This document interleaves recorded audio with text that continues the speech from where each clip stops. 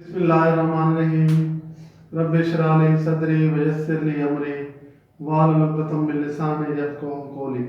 Dear students, आज हम BSc calculus के चैप्टर 2 में जो वेरी इंपॉर्टेंट थ्योरम है लेबनिज़ थ्योरम, उसको सॉल्व करते हैं, उसे प्रूव करते हैं।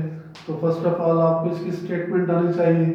जब तक आप स्टेटमेंट इसकी सही नहीं लिखेंगे, आपका प्रूफ चाहे बिल्कुल ठीक है, मार्क्स नहीं मिलेंगे आपको। और अगर आपकी स्टेटमेंट ठीक है, प्रूफ सही नहीं है, तो स्टेटमेंट के मार्क्स आपको मिल सकते हैं।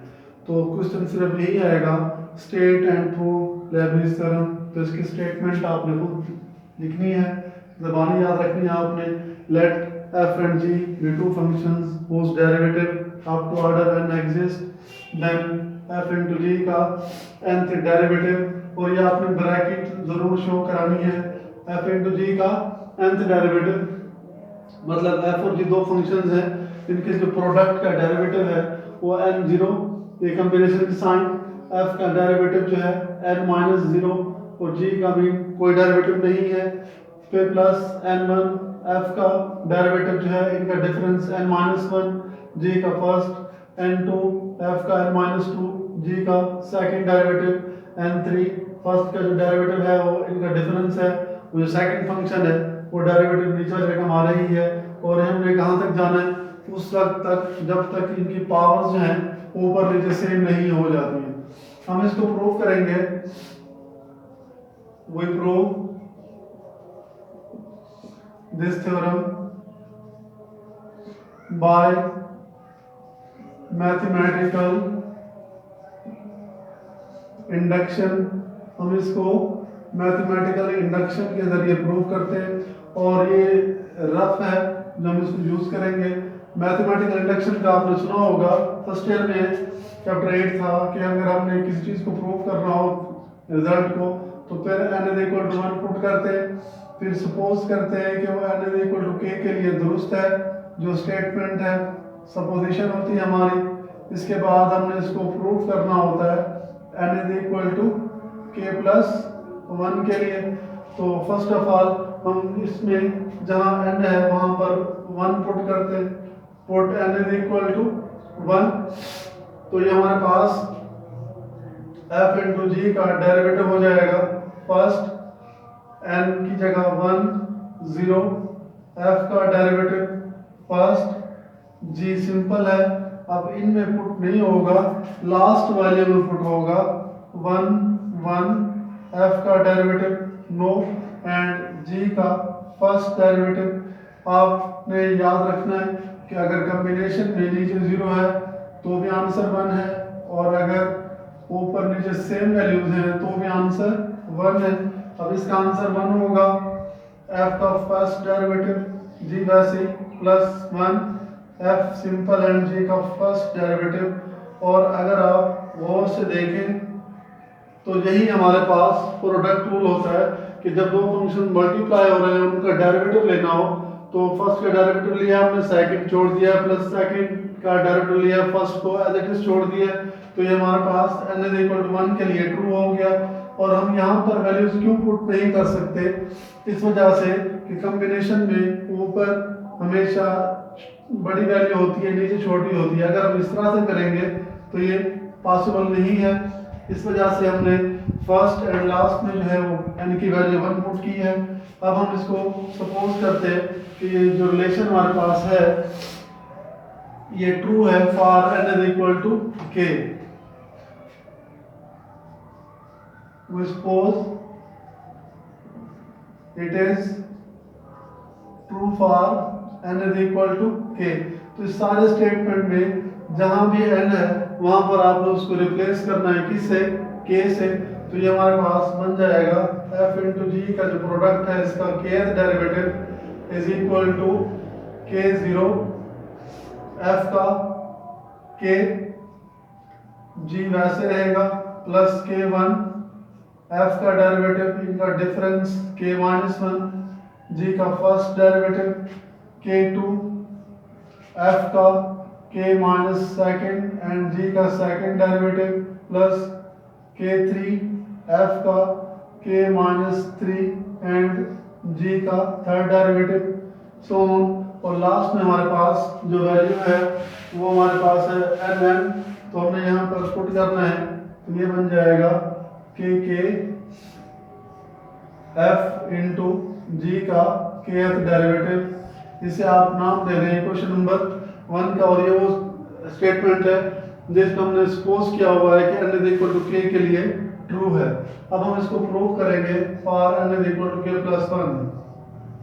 We prove it is true for n is equal to k plus 1। देखिए हमारे पास अगर x की पावर k है और हम चाहते हैं कि x की पावर k प्लस 1 हो जाए, तो हम इसको x से मल्टीप्लाई करके पावर ला सकते हैं। यहाँ पर ये अगर पावर होती तो हम f इंटू जी से मल्टीप्लाई करके पावर ला सकते थे। बिकॉज ये पावर नहीं है, ये डेरिवेटिव है, और डेरिवेटिव में क्या होता है कि अगर आपके पास एक f का डेरिवेटिव लिया हुआ है f डैश है, तो इसका next derivative f double dash हो जाता है, उससे next 2 plus 1 mean third derivative हो जाता है। सेम इसी तरह से ये क्योंकि हमारे पास डेरिवेटिव है, हमें इसका नेक्स्ट डेरिवेटिव चाहिए। इट मीन के प्लस 1 लाने के लिए हमें इसको दोनों तरफ एक बार फिर से डिफरेंशिएट करना है। आप लिखें डिफरेंशिएटिंग बोथ साइड्स, दोनों तरफ डेरिवेटिव अप्लाई कर दें। Derivative of F into G K is equal to derivative of K zero F K G plus K one F के minus 1 G one plus K two F के minus 2 G two K three F के minus 3 G three, and last में हमारे पास के F in simple है और जी का kth derivative है। हमने दोनों तरफ डेरिवेटिव अप्लाई किया है, अब आपने दोनों तरफ डेरिवेटिव लेना है।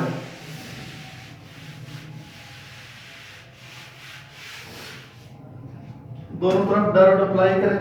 जब इसका डेरिवेटिव लेंगे तो ये हमारे पास f इंटू जी का डेरिवेटिव हो जाएगा k प्लस 1। इधर अप्लाई करें इसका अलग डेरिवेटिव, इसका अलग, क्योंकि लीनियर ऑपरेटर है, हर किसी पर अलग ऑपरेट हो सकता है। जब इसका डेरिवेटिव लेंगे हम तो k0 as a coefficient, k0 as a coefficient साथ रहेगा। इन दो पर प्रोडक्ट रूल अप्लाई करेंगे हम। f का डेरिवेटिव k ऑलरेडी है, जब हम डेरिवेटिव लेंगे तो एक ऐड होके k plus 1 g as it is रहेगा, प्लस प्रोडक्ट रूल से एफ के रहेगा सिंपल और जी का फर्स्ट डेरिवेटिव हो जाएगा, plus k1 as a coefficient. इसके अंदर जो टर्म हमारे पास है इसको अप्लाई करते हैं।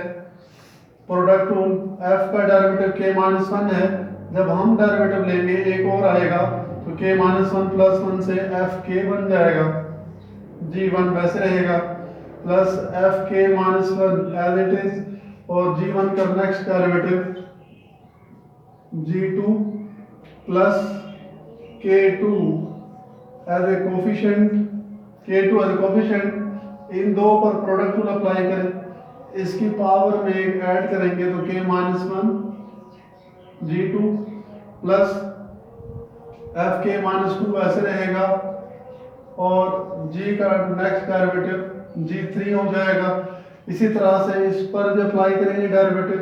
बस हम नाउ लास्ट पे अप्लाई करते हैं, इस पे अप्लाई करते हैं k as a coefficient, f का डेरिवेटिव फर्स्ट हो जाएगा क्योंकि अब सिंपल था, इसका डेरिवेटिव f1 g के वैसे ही, प्लस f सिंपल रहेगा और g का नेक्स्ट डेरिवेटिव g के प्लस 1।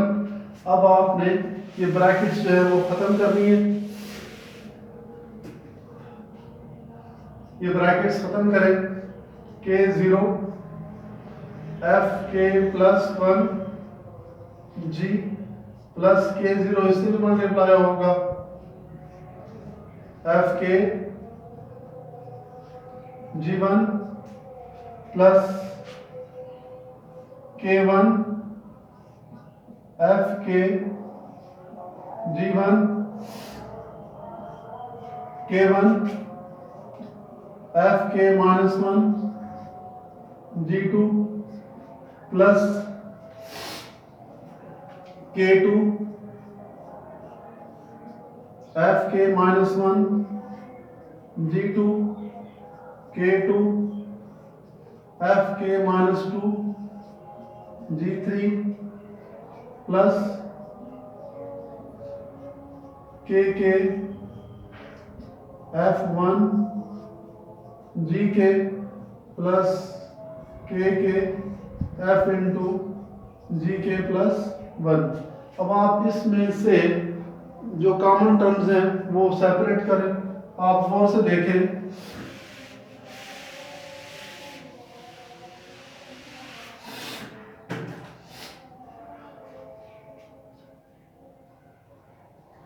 आप गौर से देखें कि पूरी इस राइट साइड में इस जैसी कोई टर्म नहीं है जिसमें f का डेरिवेटिव k+1 हो। एंड तक कहीं पर कोई टर्म ऐसी नहीं है जिसमें f का डेरिवेटिव k+1 हो। तो ये हमारे पास इसके राइट साइड लेफ्ट साइड थी f इंटू जी का k+1 थे डेरिवेटिव। अब इसको लिख रहे हैं हम k0 f k+1 g plus देखिए f के g1, ये भी f के g1 है, कॉमन ले लें। f के g1 कॉमन लिया तो हमारे पास बच जाएगा इधर कॉम्बिनेशन k0 और k1 का प्लस अब ये f के -1 g2, ये भी f के -1 g2 है, कॉमन ले लें। f के -1 G2 कॉमन है, बाकी हमारे पास क्या बचेगा K1 प्लस K2 एंड अभी हमारे पास f के -2 G3 है। इस तरफ होगा हमारे पास f के -2 G3, f के -2 G3 कॉमन लेंगे जब, तो इधर हमारे पास है K2 और नेक्स्ट हमारे पास होगा K3 एंड लास्ट में हमारे पास KK ये टर्म लिखेंगे जिस जैसी कोई टर्म नहीं है, ये अपने से पीछे वाले से कॉमन हो जाएगी।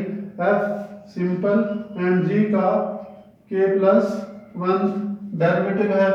नाउ इसका लास्ट स्टेप, अगर हमने अभी पढ़ा कि कॉम्बिनेशन में नीचे 0 हो तो आंसर 1 होता है, अगर सेम हो ऊपर नीचे तो भी आंसर 1 होता है। एक रिजल्ट हमने ये भी पढ़ा फर्स्ट ईयर में कि अगर हमारे पास इस तरह का क्वेश्चन है 16C11 प्लस 16C10 तो इसका आंसर तो हमारे पास 17C11। रूल क्या है, अगर दो कॉम्बिनेशन ऐड हो रहे हैं और ऊपर एक जैसे हैं और नीचे एक का फर्क है, सिर्फ एक का, तो ऊपर वाले में आपने एक ऐड करना है, नीचे वाले में से जो बड़ी है वो लिखनी होती है। तो इसका आंसर बनेगा 17C11। यानी कि हमारे पास रूल है NCRO प्लस NCR-1 है, तो ऊपर एक ऐड करेंगे, नीचे जो बड़ी है वो लिखी जाएगी। सेम यहाँ पर नीचे 0 है जिसका आंसर 1 है, अगर हम यहाँ पर k+1 0 कर दें आंसर तो अब भी 1 है क्योंकि नीचे 0 है। लेकिन हमने क्यों किया है, इस वजह से किया है कि नीचे 0 है तो 1 आएगा। किया क्यों, क्या हमें यहाँ पर स्टेटमेंट में जहाँ जहाँ n है वहाँ पर हमें k+1 चाहिए। अब ये k+1 0 आ जाएगा हमारे पास, मुख्तर करें तो यही चीज़ ये भी बनना है, ये भी बनना है। f k+1 g सिंपल, दो कॉम्बिनेशन ऐड हो रहे हैं, ऊपर सेम एक का डिफरेंस, ये रूल अप्लाई करें तो इसका आंसर क्या आएगा, ऊपर वाले में आपने एक ऐड करना है, नीचे वाले में से जो बड़ी है वो लिखनी है। f का डेरिवेटिव होता है इनका डिफरेंस k+1 -1, अगर इसे सॉल्व किया जाए कैंसिल होके k ही आएगा और इससे कंपेयर करें तो जहाँ n है वहाँ पर k+1 आ गया है। नो इसमें एक ऐड करें, जो बड़ी है वो लिखें, f का डेरिवेटिव इनका डिफरेंस आ गया, g का डेरिवेटिव सेकंड प्लस K2, इसमें भी एक ऐड करेंगे K1 हो जाएगा, जो नीचे बड़ी है वो लिखेंगे हम, और f का डेरिवेटिव क्या होगा, इनका डिफरेंस k+1 -3, सॉल्व करें तो k-2 आता है, और g हमारे पास कितना है, थर्ड, एंड लास्ट में हमारे पास k है। इसका आंसर भी 1 होगा, सेम है तो भी आंसर 1 है, और क्योंकि हमें सेम में n की जगह में k+1 लाना है, अगर हम दोनों में k+1 कर दें सेम होने की वजह से आंसर अब भी 1 आएगा।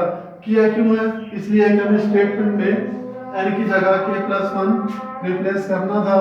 f सिंपल है और g का जो डेरिवेटिव है वो k+1 है। आप गौर करें कि स्टेटमेंट में जहां जहां n है वहां पर हमारे पास k+1 है।